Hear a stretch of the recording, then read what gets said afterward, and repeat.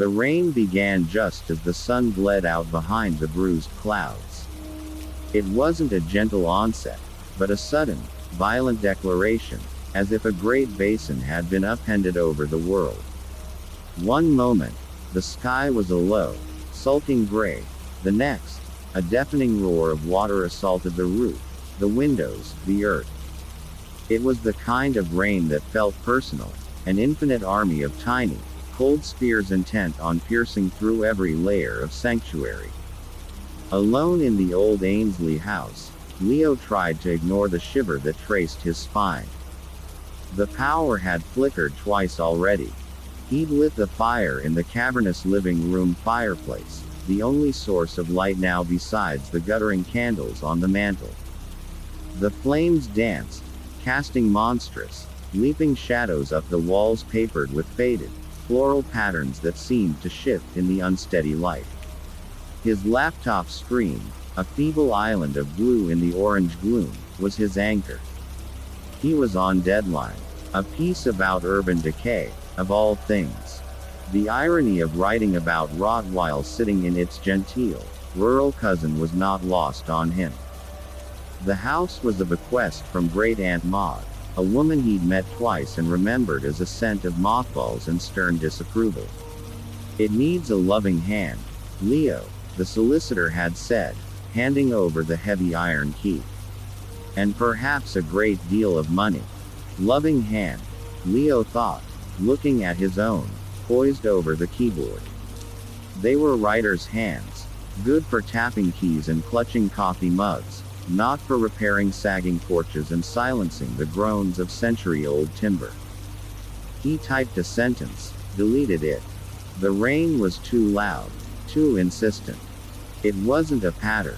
It was a constant, white noise scream against the glass. He got up, padding in soft feet to the large bay window that looked out onto the overgrown garden and the woods beyond. His reflection was a ghost in the dark glass, a pale, 30-year-old face with tired eyes, superimposed over the abyss of the night.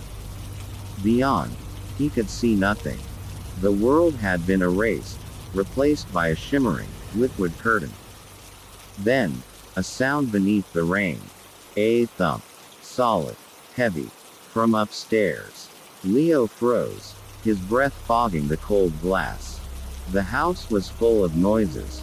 Settling noises, the wind in the eaves, the protest of old pipes. He'd been here a week and had catalogued them all. The creak on the third step of the main staircase, the intermittent rattle of the loose pane in the kitchen door, the distant, sighing groan from the attic when the temperature dropped. This was different. This was a discrete event. A thing dropped. Or a thing landing.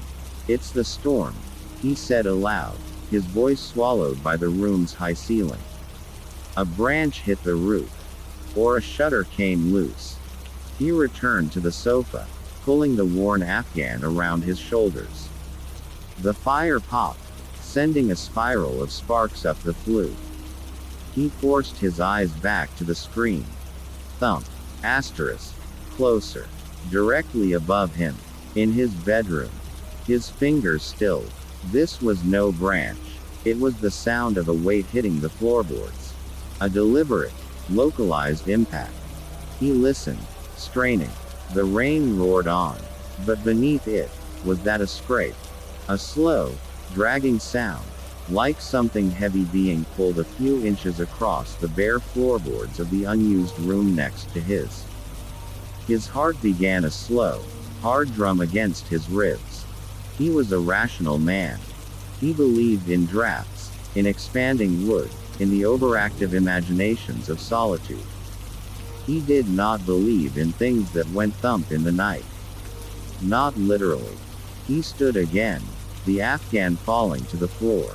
The firelight seemed weaker now, the shadows thicker, cooling in the corners of the room like spilled ink. He needed to check, to prove to himself it was nothing, to silence the primal part of his brain that was whispering, run, hide, don't look. The hallway was a tunnel of darkness. The weak candlelight from the living room didn't penetrate more than a few feet. He fumbled for the old brass switch on the wall. Click. Nothing. The power was fully out now. He retrieved a heavy, wrought iron candle holder from the mantel, the candle's flame trembling with the motion. The journey to the stairs felt like a voyage. Each familiar piece of furniture, the umbrella stand, the hall table with its dusty base, became a crouching shape in the periphery. The grandfather clock at the foot of the stairs was silent, its hands frozen at 11:47, a time with no meaning. The rain was louder here, a cascading roar on the landing roof above. He started up. The third step groaned its familiar groan, but tonight it sounded like a warning. The air grew colder as he ascended. The candle flame streamed sideways in a draft he'd never felt before, a cold, dry breath that smelled of dust and something else, something faintly metallic, like old coins or wet earth. His bedroom door was ajar. He'd left it closed. He was sure of it. Pushing it open slowly, the candlelight swept across the room. His bed, hastily made. The wardrobe, its door mirror reflecting the chaotic dance of the flame. The window, a black rectangle streaked with frantic rivulets. Everything seemed normal. Too normal. The thump had been real. It had happened here. He stepped in. The floorboard by the window creaked. That was normal too. He took another step towards the center of the room. Asterisk scarate. Asterisk. It came from the wall to his left. The shared wall with the little box room. The one Maud had used for sewing, or storage, or God knew what. It was a sound of friction, of resistance. Something was in there. The door to the box room was in the corner, narrow and painted white, now yellow. The knob was glass, faintly glowing in the candlelight. Leo reached for it. His hand was icy. The metal of the knob was colder still. He turned it. The latch clicked, a sound like a breaking bone in the silence of the room. He pushed the door open. The candlelight plunged into a small, square space, empty save for a single, shrouded shape in the center. A sheet-covered form, about the size of a large trunk, or a crouching man. Dust motes swirled in the agitated air. And there, on the bare floorboards in front of the shape, was a damp patch. A dark, roughly circular stain, as if a bucket of water had been spilled. But the roof here was sound. He'd checked. The rain couldn't reach. As he stared, a single drop of water fell from the ceiling directly above the stain. It hit the dark wood with a soft, distinct click. Then another. A slow, deliberate drip. Leo's eyes were drawn from the stain to the covered shape. The sheet was not lying flat. It was tented, as if over something angular. And at the base, the fabric was dark. Not with dust. It was wet. The dampness was creeping up the cotton, a spreading bloom. He shouldn't look. Every cell in his body screamed at him to close the door, to lock it, to pile furniture against it. But his hand, acting of its own volition, reached out and took a corner of the sheet. He pulled. The sheet slid off with a dry whisper, revealing not a trunk, but a tall, standing mirror in a tarnished silver frame. His own candlelit face stared back at him, wide-eyed and pale. The glass was old, speckled with black spots beneath the surface, distorting his reflection slightly, making his head seem too long, his eyes too deep. And then he saw it. In the mirror, his reflection was alone. But in the room behind his reflection, just over his shoulder in the glass, stood a figure.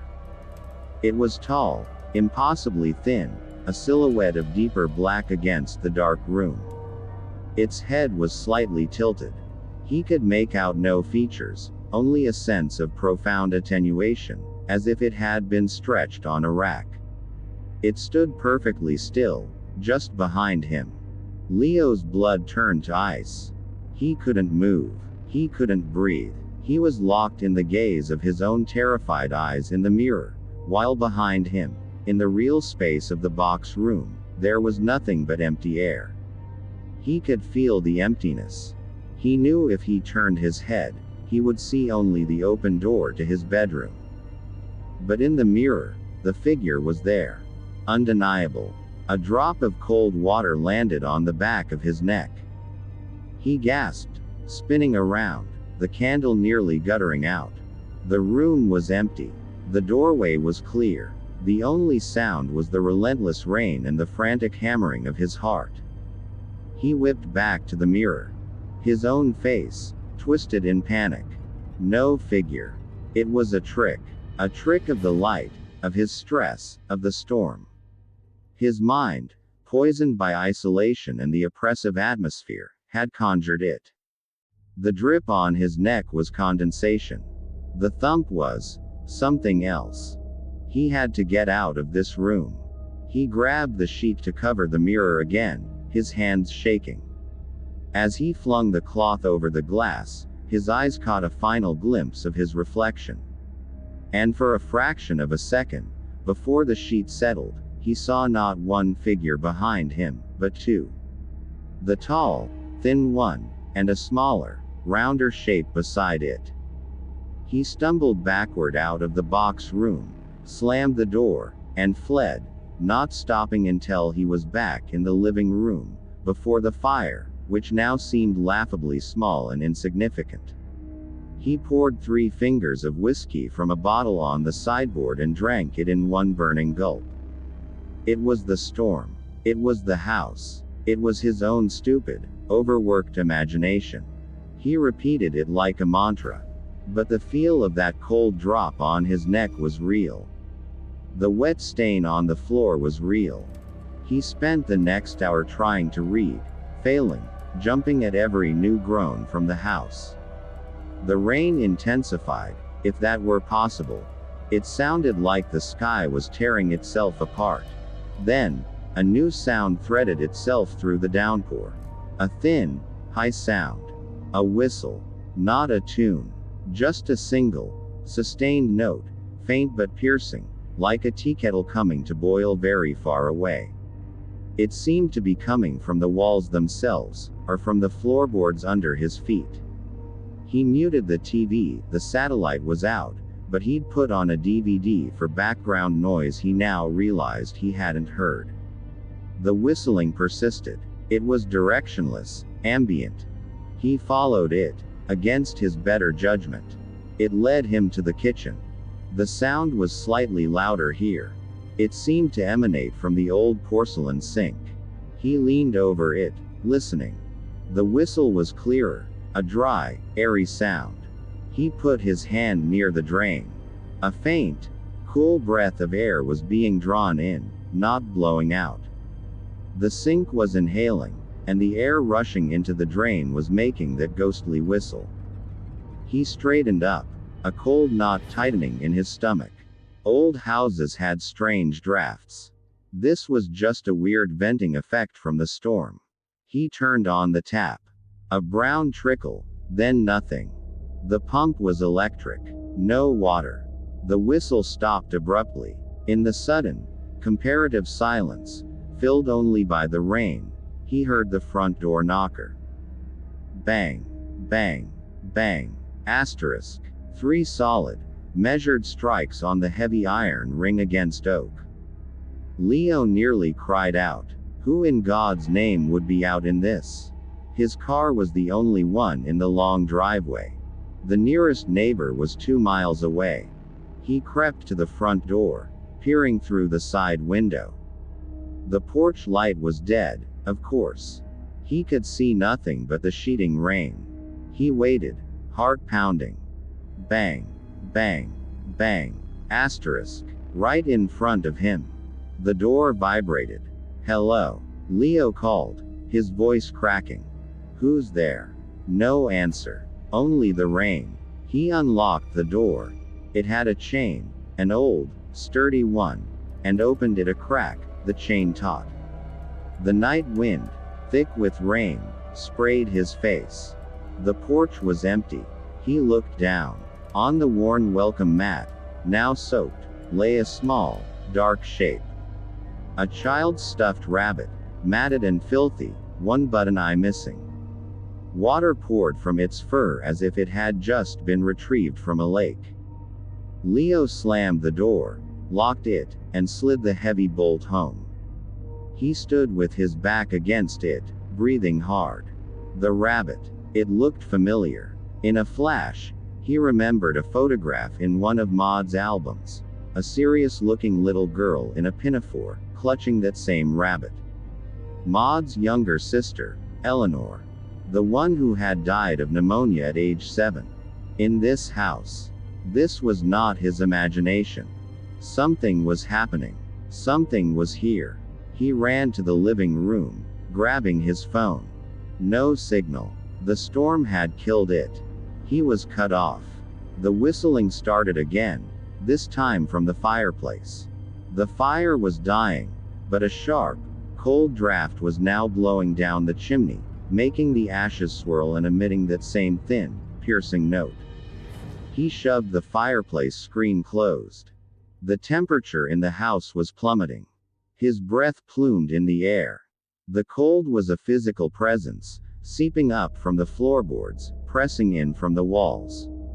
It was the cold of a deep cellar, of wet stone. And then the whispers began.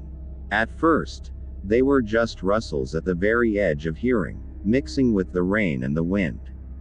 But gradually, they coalesced into voices. Not words, not at first. Just sibilant fragments, the cadence of speech without the sense. They seemed to come from the corners of the room, from behind the bookcases, from the cold fireplace. A soft, chaotic murmuration of unseen mouths.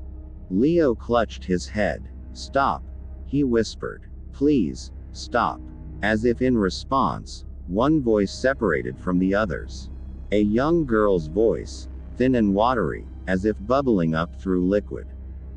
Leo, can you see me? Asterisk. He froze. It had come from directly behind the sofa. He couldn't turn. He couldn't move. I'm lost. I'm so cold. Asterisk. The voice was now by the bay window. He saw, in the black glass, a faint smudge against the reflection of the room. A pale, small shape. The rain gets in. It always gets in. Asterisk. He squeezed his eyes shut. You're not real. A sound of wet coughing, close to his ear. The smell of damp wool and sickly sweet decay filled his nostrils. Aunt Maud said to be quiet. But the coughing is so loud. Can you hear it? Asterisk. He opened his eyes. On the hearthrug, a patch of darkness was spreading. Not shadow. A pool of dark water, seeping from nowhere, widening silently. The whispering voices rose in a sudden, overlapping chorus, a susurrus of complaint and sorrow. He heard fragments. The light is gone, so heavy, under the water, find the eye. And cutting through them, the clear, petulant voice of the girl, you have to find it. She put it where I can't reach. You have to find my eye. Asterisk. The pool on the rug rippled. Something broke its surface. A small, pale hand, fingers curled, slowly sank back into the inky water. Leo fled the room. He ran blindly down the dark hall, towards the kitchen, the only room without a history he knew. He skidded on the cold linoleum, bracing himself against the kitchen table. The cold here was even worse. The window over the sink was a cataract of racing water. And there, sitting primly at the kitchen table in the dark, was the silhouette of a woman. He could see the outline of a high-collared dress, a severe bun. Great Aunt Maud. The shape did not move, but he felt a gaze of such intense, frozen disapproval that his knees threatened to buckle. This is not your house, Leonard. The voice was not a whisper. It was dry, crisp, and clear as cracking ice, and it came from all around him. You are a visitor. A noisy, disruptive visitor. You have stirred the mud. Asterisk. I didn't mean to. He choked out. Eleanor wants her toy. She wants what is hers. You will help her find it. Or you will stay and keep us company. The rain is so very cold outside. It's warmer here, with us. In the walls. Asterisk. The figure at the table turned its head. There were no features, only a smooth, dark oval. But he knew it was looking at him. The back door, behind him, rattled violently in its frame. Not from the wind. From the inside. Something wanted out. Or something was trying to get his attention. He couldn't stay here. He couldn't go back through the house. The back door led to the overgrown garden, then the woods. In this storm, it was madness. But the madness inside was now a tangible, breathing thing. He fumbled for the key in the door, his fingers numb. The shape of Maud did not move, but the pressure of her regard was a weight on his back. He turned the key, flung open the door.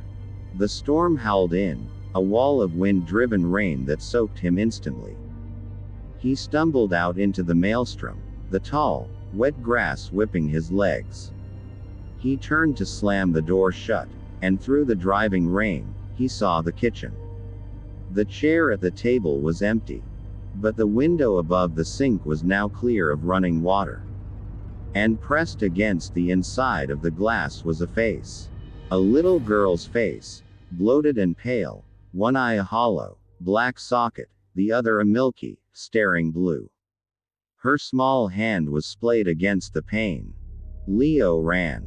He blundered through the garden, thorny branches tearing at his clothes, the rain needling his skin.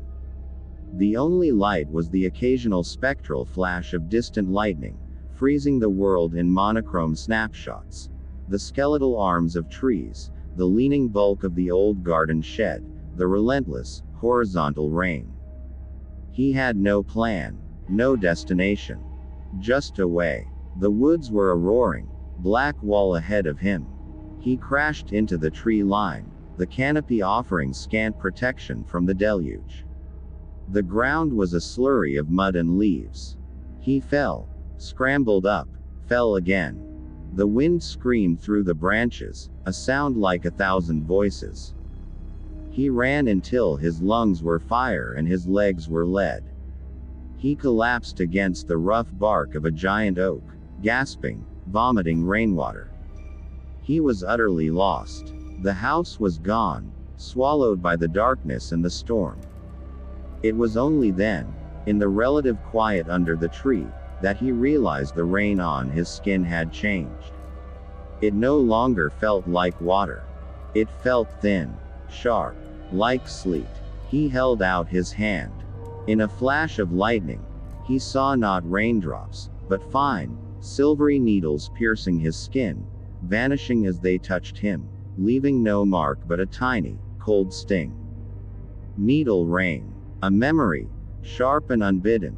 His mother, years ago, talking about her strange Aunt Maud.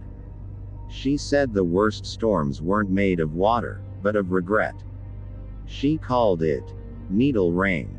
Said it could stitch you to a place, to a moment, forever. He pushed himself upright, a new, deeper terror taking root. He wasn't just lost. He was being sown into this night, into this land. A light flickered between the trees. Not lightning. A steady, warm, orange glow. A window. A house. Hope, desperate and irrational, surged in him. He staggered towards it. As he neared, the shape became clearer. A small, tidy cottage with a thatched roof, light glowing in its curtained window. Salvation. He stumbled to the door and hammered on it. Please. Help me. The door opened. A man stood there, middle-aged, wearing a cardigan, holding an oil lamp. His face was kind, concerned.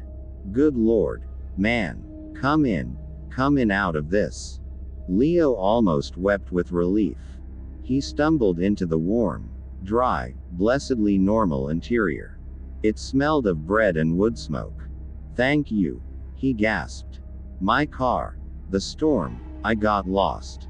Sit by the fire, the man said, guiding him to a hearth where real, friendly flames danced. You're soaked to the bone. I'm Alistair. Live here alone. Not often I get visitors in weather like this.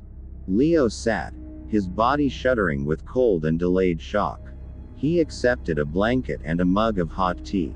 The normality of it was almost painful. The cottage was small, cluttered with books and comfortable furniture. It was a sanctuary. I was at the old Ainsley house, Leo said, his voice steadier. Up on the hill. Alistair's face changed. The kindness didn't vanish, but it was overlaid with something else. Caution. Pity. The Ainsley house. On a night like this. You're braver than I am, friend. You know it. Everyone hereabouts knows it. Knew Maud Ainsley. Knew the stories. Stories. Leo's heart began to sink again. Alistair poked the fire. Place has always been troubled. Long before Maud. Built on a bad spot, some say. A spring that floods the cellars with black water every hard rain. Maud's little sister drowned in it, long time ago. Not in the spring, mind. In her bath, upstairs. But they found her nightdress soaked through, like she'd been in the river. And Maud, she was a bitter woman. Lonely. She had a way of holding on to things. Grudges. Memories. People. What do you mean? Alistair looked at him, his eyes reflecting the firelight. She believed in anchors. In keeping things in their place. When her sister Eleanor died, Maud was heartbroken. But she was also practical. Superstitious. She was afraid Eleanor's ghost would wander, get lost. Or worse, move on. So she did things. To tether her. Tether her. Leo's mouth was dry. An object intimately connected to the dead. Hidden in the house. A soul anchor, they call it in the old lore. So the spirit can't leave. So they have to stay home. Alistair sighed. They found Maud in her chair, stone dead, a year ago. Peaceful, they said. But the look on her face, the undertaker couldn't smooth it out. It was a look of waiting. Leo thought of the whispers, the little girl's voice. You have to find my eye. Asterisk. What object? He whispered. For a child. What would she use? Alistair was silent for a long moment, listening to the rain, which now sounded like normal rain again against the cottage roof. Something precious. Something the child would never willingly leave behind. A favorite toy. A locket. Or, he met Leo's eyes, a part of them. A lock of hair. A tooth. In the very old, dark tales, an eye. The window to the soul. Keep the window, and the view never changes. Leo felt the tea turn to acid in his stomach. The missing button eye of the stuffed rabbit. The milky, staring eye in the face at the window. You have to find my eye. Asterisk. She's there, Leo said, his voice hollow. Eleanor. And Maud. And others. The house is a well, Alistair said softly. And Maud kept throwing stones into it. Each grief, each death in the family, each strong emotion in that place, it sank into the stone and the wood. The storm, it stirs the water. Brings what's at the bottom back to the surface. He looked out the dark window. The needle rain.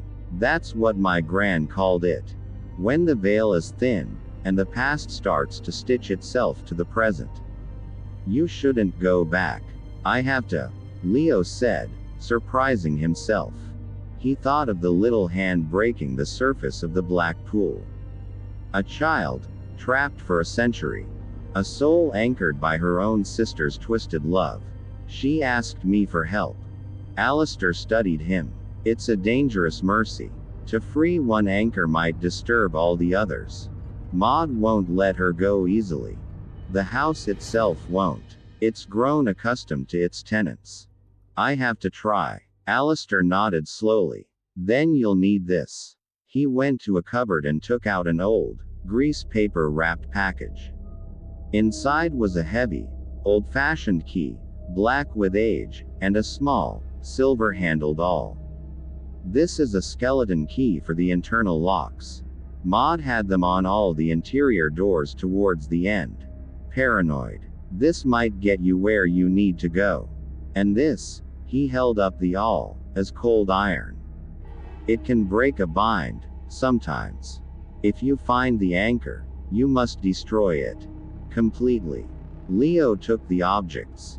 They were cold, heavy with purpose. The storm will be at its peak around midnight, Alistair said. That's when the stitch is tightest. That's when you'll have your chance. But it's also when they are strongest. Leo stood, the blanket falling away. Thank you. Don't thank me. I'm sending you into the belly of it. Just, if you see my Mary in there, tell her I'm sorry. Tell her I still bake her favorite scones on Sundays.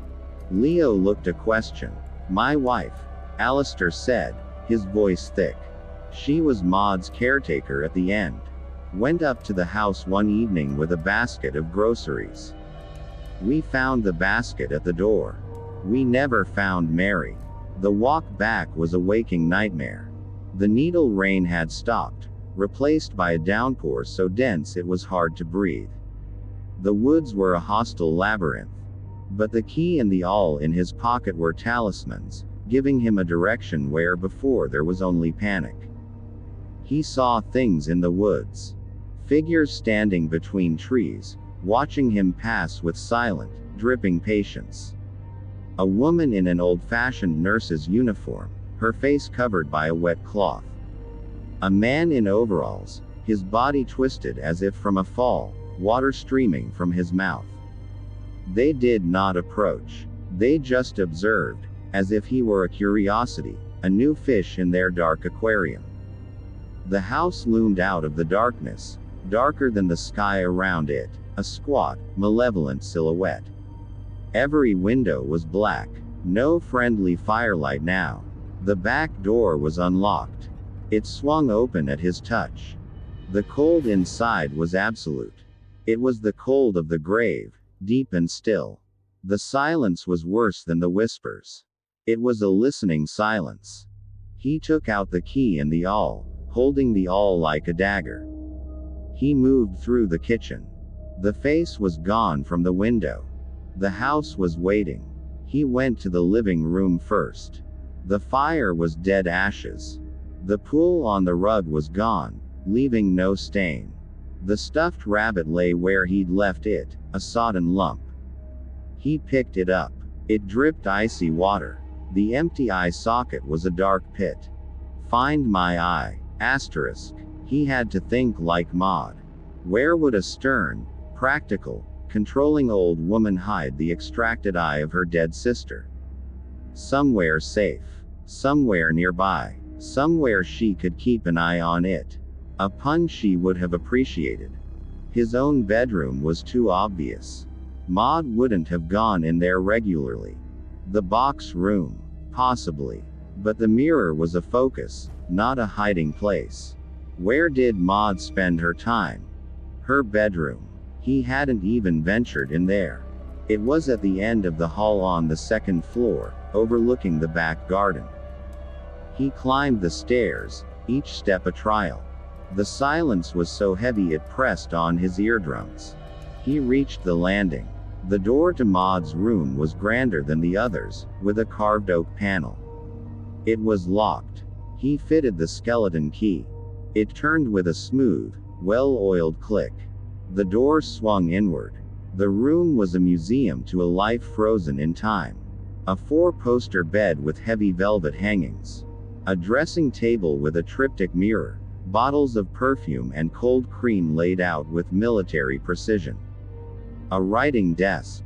The air smelled of lavender and camphor, undercut by that persistent damp. He started his search, methodical, trying to ignore the feeling that he was being watched from the bed, from the shadows in the corner. He opened drawers, felt under linens, tapped for hollow spaces. Nothing. He looked at the writing desk. The center drawer was locked. The skeleton key worked again. Inside, bundles of letters tied with ribbon, ledgers, and a small, polished mahogany box with a silver clasp. His hands trembled as he opened it. On a bed of faded blue velvet lay a single, perfect human eye. It was dry, desiccated like a specimen, but intact. The iris was a pale, clouded blue. It seemed to stare up at him with a terrible, knowing vacancy. He had found it. As he reached for it, the temperature dropped another 10 degrees. The lavender scent vanished, replaced by the smell of ozone and wet stone. Put it back. Asterisk. The voice was Maud's, but magnified, distorted, coming from the very walls, the floor, the ceiling. It was the house speaking. The bedroom door slammed shut. The velvet hangings on the bed began to drip, dark water stains spreading like blood across the fabric. From the shadows of the corner, the tall, thin figure from the mirror emerged. It stepped into the faint light from the hallway seeping under the door. It was Maud, but not as she had been in life. Her form was elongated, her face a stretched mask of dry, papery skin, her eyes deep, dark holes. Water streamed from the hem of her long dress, forming a puddle at her feet. "She is mine," the thing that was Maud hissed. "My sister. My responsibility. You will not take her." Asterisk. From behind him, near the window, the wet, bubbling voice of Eleanor. "Give it to me, Leo. Please. It's my eye. I want to see the sun again." Asterisk. He was trapped between them. The anchor in his hand, the awl in the other. "She doesn't belong to you," Leo said to the Maud thing, his voice shaking but clear. "You have to let her go." "No." The shriek shook the room. The Maud thing lunged, not with steps, but with a sudden, liquid shift across the floor, her long, bone-white fingers reaching for his throat. Leo acted on pure instinct. He dropped the eye back into the box, and with the awl of cold iron, he stabbed down onto it. The sound was not physical. It was a psychic crack asterisk, a shriek of tearing energy that came from everywhere at once. The desiccated eye collapsed into a pinch of dust. The Maud thing froze, a foot from him, and let out a wail of pure, undiluted anguish and fury. Her form began to dissolve, not into nothing, but into a torrent of black, rushing water that poured onto the floor, swirling around his ankles. The voice of Eleanor, suddenly clear and bright and free, sang out, "Thank you." And then it was gone, fading like a whisper on the wind. But the house was not done. The anguished cry of Maud had been a catalyst. With her primary anchor destroyed, the other tethers in the house began to strain and snap. The built-up pressure of decades, of generations of trapped sorrow, rage, and loss, erupted. The walls began to weep. Not metaphorically. Thick, dark water seeped from the wallpaper, from the cracks in the plaster, pouring in rivulets to the floor. The ceiling sagged, stained blooms spreading like accelerating rot. The floorboards groaned and buckled under the rising tide. The house was flooding from the inside out. Leo splashed towards the door, but it was warped shut, held fast by the swelling wood. The black, icy water was already up to his knees, pulling at him with a surprising current. It smelled of peat, of decay, of forgotten things. He turned, sloshing towards the window. He heaved the writing chair against the glass. It bounced off the old, thick panes. He did it again. A crack webbed the glass. The water was at his thighs now, cold enough to burn. He heard other voices in the rising water. Not just whispers, but cries, sobs, shouts of anger. Shapes moved in the water. Pale, indistinct forms swimming, drifting, reaching. Alistair's wife, Mary, her face a mask of peaceful sorrow. The twisted man from the woods. The nurse. Dozens of others, all the stones Maud and the house had swallowed. He slammed the chair into the window again with a desperate scream. The glass shattered outward. Icy rain and wind blasted in.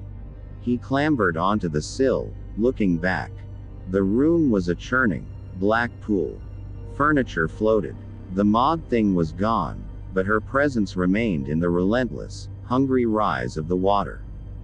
From the doorway, more water cascaded in like a waterfall. He turned and jumped. He hit the muddy ground of the garden below, the wind knocked out of him. He rolled, gasping, and looked up. The Ainsley house was bleeding light from every orifice. Not electric light, but a sickly, phosphorescent green glow that pulsed from the windows, the cracks in the masonry, the chimney. And with the light came the water.